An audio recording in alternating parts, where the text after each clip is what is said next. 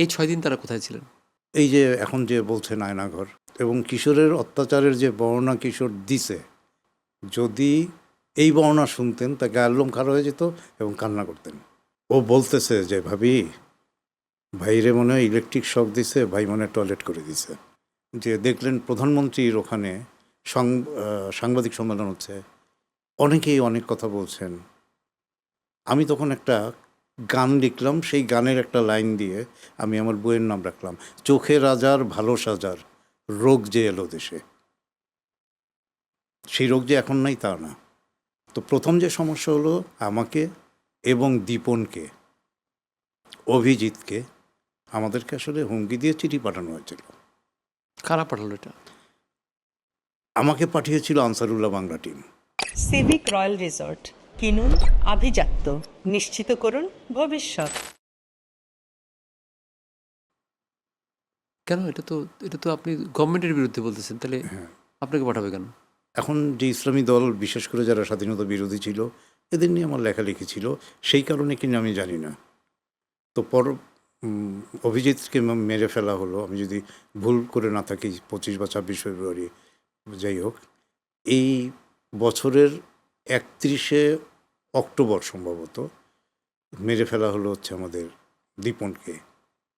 তো দীপনকে মেরে ফেলার পরে ওরা একটা স্বীকারোক্তি আপ করলো যে দীপন কী হয়েছে, আহসান কবির যে ইসলাম বিদ্বেষী লেখক, তাকে মানে বই ছাপানোর জন্য আর অভিজিতের বই ছাপানোর জন্য ওকে কতল করা হইল। এখন সেইটা আমি পাওয়ার পর আবার পুলিশকে বললাম, তো পুলিশ আমাকে খুবই হেল্প করেছিল তখন। সেই নিরাপত্তা আমি অনেকদিন পেয়েছি সরকারের কাছ থেকে। এইটা যেমন সত্য, তখন লুকিয়ে লুকিয়ে চলতাম, আমার বাসায় ঘুমোতে পারতাম না, কাউকে বলা যেত না এই দুঃখের কথা। আমি রাতের বেলা কোন বাসায় ঘুমাবো, আমার কোন ফ্লোরে, বাড়িওয়ালা আমাকে খুবই হেল্প করেছেন। 3টা অফিসের চাবি আমার কাছে ছিল। আমি একটা জাজিম নিয়ে যে একটা কয়েল জ্বালিয়ে ঘুমিয়ে থাকতাম। আমি একবার মিথ্যা বলছি না। মানে ওই বিল্ডিংয়েরই কোনো একটা অফিসে গিয়ে আপনি ঘুমায় থাকতেন হ্যাঁ, এবং এটা দিনের পর দিন চলতে থাকতো? এটা হলি আর্টিজান হওয়ার পরে আমাকে ফলো করা বা এরকম, এটা কমে এসছিল। এটা গেল একটা। এবার সেকেন্ড অপশনে আসি। আমার ভাইয়ের নাম আহমেদ কবির কিশোর, মানুষকে কার্টুনিস্ট কিশোর হিসাবেই চেনে। কিশোর বাংলাদেশে থাকতে পারেনি। সে তো আপনার আপন ভাই না, কিন্তু আপনি তাকে আপন ভাইয়ের মতোই ট্রিট করেন নাকি? সে আমার আপন ভাই। সে কি আপন ভাই? ইয়েস। বাবা নাম রেখেছেন আমার, আমার নাম আহসান কবির, ওর নাম আহমেদ কবির। ওর ডাকনাম কিশোর, ও কার্টুনক্ত কিশোর নামে। এখন সুইডেনে আছে। বাংলাদেশে থাকার সৌভাগ্য আহসান কবিরের এখনও আছে, কিশোরের হয় নাই। কিশোরের ব্যাপারে, কিশোরকে তো অন্যায়ভাবে মানে কি অন্যায় ছিল কিশোরের? কারুণাকাই যদি অপরাধ হয় তাহলে কিশোর বড় অপরাধ করেছিল। কিশোর প্রতিবাদ করেছিল এবং তখন এটাও সত্যি ছিল যে কিশোর করোনার সময় কার্টুন এঁকেছিল। আচ্ছা, সেই কার্টুন আঁকার পরে কিশোরকে গ্রেপ্তার করা হয়নি। 20 সাল কিন্তু গেল। 20 সালের আগেই করোনা নিয়ে কার্টুনটা আঁকছিল। সমস্যা হলো সে 30শে এপ্রিল একজনের কার্টুন আঁকলো, এই ভদ্রলোকের নাম নাফিস শরাফত। সে ব্যাংকের মালিক, অনেক কিছুর মালিক, অনেক রিপোর্ট তারে নিয়ে হয়েছে। তো তার কার্টুনটা আঁকার পরে ওখানে 4 লাইন ছড়া বা কবিতা লিখেছিল মোস্তাক, বাংলাদেশের প্রথম কুমির ব্যবসায়ী। ও এটা 30শে এপ্রিল আপ করে। কিশোরের ভাষ্য মতে 1 মে দিবাগত ইফতারির সময়, তখন রমজান ছিল, তখন কিশোরকে তুলে নিয়ে যায়। পরের দিন মোস্তাককে তুলে নিয়ে যায়। 6 তারিখে তাদেরকে গ্রেপ্তার দেখানো হয় এবং রমনা থানায় সোপর্দ করা হয়। আচ্ছা, এই 6 দিন তারা কোথায় ছিলেন? এই যে এখন যে বলছেন আয়নাঘর এবং কিশোরের অত্যাচারের যে বর্ণনা কিশোর দিছে, আপনি আপনার কোনো ভাইয়ের যদি এই বর্ণনা শুনতেন তা গায়ের লোম খাড়া হয়ে যেত এবং কান্না করতেন। এবং কিশোর এখন কানে একটা লাগানো, কি বলে এটার, একটা চিপস লাগানো, আংশিক শোনে আর ডান চোখে কিছুই দেখতে পায় না। ওই অত্যাচারের পরে? ওই অত্যাচারের পরে। তাও সে 10 মাস জেল খাটলো। তাকে টোটাল 13 বা 14 বার জামিন রিফিউজ হইল। কেউ তখন আমাকে কোনো হেল্প করছে না। আমি ডিফেন্সে ছিলাম, আমার বন্ধুরা তখন পরপর 2 বন্ধু হচ্ছে ডিজিএফআইয়ের প্রধান। আমি তাদের কাছ থেকে কোনো হেল্প পাচ্ছি না। মানে তারা করতে পারছিল না এরকম কিছু? হইতে পারে। আবার আমি হয়তো বা একবার আপনাকে, আপনি অনেক বড় লোক, বড় মানুষ, একবার আপনার কাছে আমি হেল্পের জন্য যাচ্ছি, যখন বুঝছি আপনি আমাকে ফিরিয়ে দিচ্ছেন, আমি তো সেকেন্ড টাইম আপনার কাছে আর যাব না। তো কিশোর জেল খাটছে, তো আমি তার সাথে দেখাও করতে পারছি না, কারণ করোনাকাল। তো কিশোরকে গ্রেপ্তার দেখানো হলো মে মাসের 6 তারিখে 2020। কিশোরের সাথে আমার প্রথম দেখা হলো 2021 সালের 22 ফেব্রুয়ারি। খেয়াল করেন, প্রায় 10 মাস পরে। 10 মাস পরে। তো দুইজনের মধ্যে আমি কিশোরকে চিনতে পারিনি, এইরকম চিকন হয়ে গেছে, কানের থেকে পুঁজ পড়তেছে এবং এগুলো জমে আছে এখানে। সিনটা কল্পনা করেন। আমাকে জড়ায় ধরছে, মর্মান্তিক। আমাকে জড়ায় ধরছে মোস্তাক, ভাইয়া কেমন আছেন? আমি কি কিশোর কই? জড়ায় ধরে বলে কিশোর কই, বলে এই যে আমি মানে আপনারে কোনো বানায় বা সিনেমার গল্প বলছি না। এরপরে আমি তো কিশোরকে জড়ায় ধরলাম এবং গা থেকে একটা বীভৎস গন্ধ পেলাম, এই যে পুজ জমা গন্ধ। এরপরে কিশোর কি করলো, আমরা গেলাম কিশোরের সাথে করলাম, কিশোরকে তুলে দিলাম, যে গাড়িতে করে নিয়ে আসা হয়। মজার ব্যাপার হচ্ছে 25 তারিখ আমাকে প্রথম টেলিফোনটা হইল এরকম যে আপনাদের 2 ভাইয়ের কোনো এক ভাই মারা গেছে, আমি কাশিমপুর জেল থেকে বলতেছি।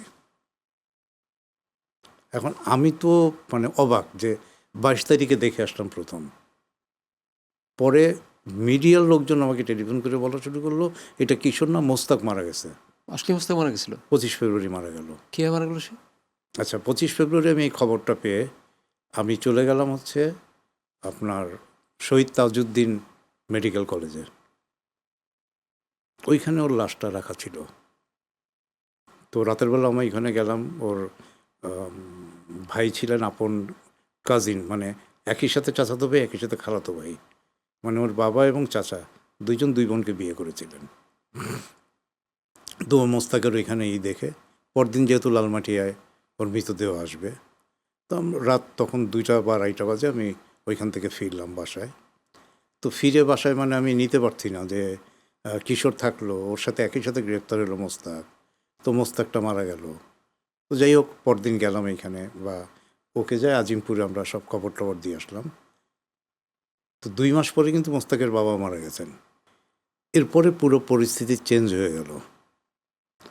এত বেশি স্পার্ক হলো এটা সারা পৃথিবীতে যে এরকম জেলের মধ্যে একটা লোককে মেরে ফেলা বা মেরে দেওয়া। কিশোরের 6 তারিখে, মানে মে মাসের 6 তারিখে, একটু পিছনে ফেরি, 6 তারিখে যখন ওকে সোপর্দ করা হয়, তো কিশোর তখন উঠতে পারে নাই। ও রমনা থানার ফ্লোরের মধ্যে শুয়েছিল, ডানেও ঘুরতে পারে না, বামেও ঘুরতে পারে না। এই অবস্থার মধ্যে মোস্তাকের স্ত্রী, সে দেখতে গেছে, এক নজর দেখার পরে ও বলতেছে যে ভাবি, ভাইরে মনে হয় ইলেকট্রিক শক দিছে, ভাই মনে হয় টয়লেট করে দিছে। ভাই জানা গল্প জীবনের, ওরা কিছু লুকাচ্ছি না আমি। তো যাই হোক, সেই অবস্থার মধ্যে ওরা ছিল। মোস্তাক তো মারাই গেল, ও আসলে এই অত্যাচারটা নিতে পারে নাই। তো মারা যাওয়ার পরে পুরো জিনিস বদলায় গেল। আমি যেদিন কিশোর, এরপরে কিশোরের মামলার তারিখ ছিল সম্ভবত মার্চের 2 তারিখ অথবা 3 তারিখ, মার্চের 2 অথবা 3 তারিখ 2021। তো এখন সেই অবস্থার মধ্যে আমি গেলাম, দেখলাম যে কিশোরের মামলাটা ওঠার সঙ্গে সঙ্গে তাকে জামিন দিয়ে দিল। যেখানে 13 বা 14 বার বাঘা বাঘা আইনজীবীরা তার পক্ষে দাঁড়িয়েছে, একেবারে বিনে পয়সায় অন্তত 2টা বা 3টা মানুষকে স্যালুট দিতে হবে। প্রথম জনের নাম হচ্ছে জেডাই খান পান্না, উনি ছিলেন। পরবর্তীকালে ছিলেন হচ্ছে আমাদের জ্যোতির্ময় বড়ুয়া, পুরো সময়টা ধরে লেনিন ভাই উনি হেল্প করেছেন আমাদের। তো কিশোরের যখন জামিনটা হলো, পরদিন যখন কিশোরকে আমি আনতে যাই, তখন দেখি কমপক্ষে বাংলাদেশের মনে হয় এমন কোনো টেলিভিশন নাই এবং বিদেশি এমন কোনো মিডিয়া নেই যারা কাশিমপুর জেলে হাজির না হয়েছে। তো তখন আমার ভেতর একটা তীব্র অভিমান জমা ছিল, সেই অভিমানটা আমি কাজে লাগাইলাম। ওই একই অভিমান যে অভিমানে আমি বাসা থেকে যাই ক্যাডেট কলেজে গেলাম, সেই একই অভিমান যেখানে আমি নেভি থেকে চলে আসলাম, সেই একই অভিমান কিশোরকে আমি কারো মুখোমুখি করব না, কারণ কেউ আমাকে কোনো হেল্প করে নেই। হাতে গোনা যে 7-8 জন 10 জন মানুষ হেল্প করেছে, তাদেরকে আমি আজীবন মনে রাখি। কেউ নিউজও ছাপতো না, কিশোরের নিউজ ছাপতে ভয় পেত। প্রথম আলো ছাপতো না? হ্যাঁ, প্রথম আলো এবং ডেইলি স্টার, কখনো কখনো আমাদের নুরুল কবির ভাইয়ের আপনারই পত্রিকা ছাপাইছে, আরও হয়তো বা টুকটাক। প্রথম নিউজ যে সাহস করে করেছিল, প্রথম নিউজটা করে দৈনিক শিক্ষা, সিদ্দিকুর রহমান খান ওর সম্পাদক, আমাদের মিজানুর রহমান খানের ভাই। তো সেরকম অনেকেই প্রতিবাদ করছে ব্যক্তিগতভাবে, সেটা হোক আনিসুল হক, এখন আপনি তারে পজিটিভলি ধরেন নেগেটিভলি ধরেন, প্রতি 10 দিন 15 দিন অন্তর অন্তর উনি লিখতেন কিশোরের মুক্তি চাই, স্ট্যাটাস দিতেন। তো যারা যারা ছিল আমি কখনো ভুলিনি, এবং সমস্ত নিউজ আমি আমার ফেসবুকে আপ করতাম, শিরোনাম থাকতো একই, কিশোর আমার ভাই। জানো তখনও তো ডিজিটাল সিকিউরিটি একটা অনেক স্ট্রং ছিল, বা ধরা হইতো, আমার কেউ ধরবে না। এখন ওকে তো আমি সমাহিত করে আসলাম, কিশোরকে আমি বের করলাম। বের করার সময় আমার গাড়ির ভেতর দিয়ে আমি যে আসলাম, অনেকে চেষ্টা করছে গাড়ি থামানোর জন্য, আমি কাউকে ধাক্কাও দিই নাই, কিছুও করি নাই। পিঁপড়ার স্টাইলে গাড়িটা এই সমস্ত সাংবাদিকদের বুহ ভেদ করে আমি চলে আসলাম। আসার পরে একজন মানুষের সাথে আমার যোগাযোগ ছিল, সেই মানুষটাকেও আপনারা সবাই চেনেন, এখন বলা যায় সেই নামটা, নাম হচ্ছে মাসুদ কামাল। আপনার গাড়িতে ছিল?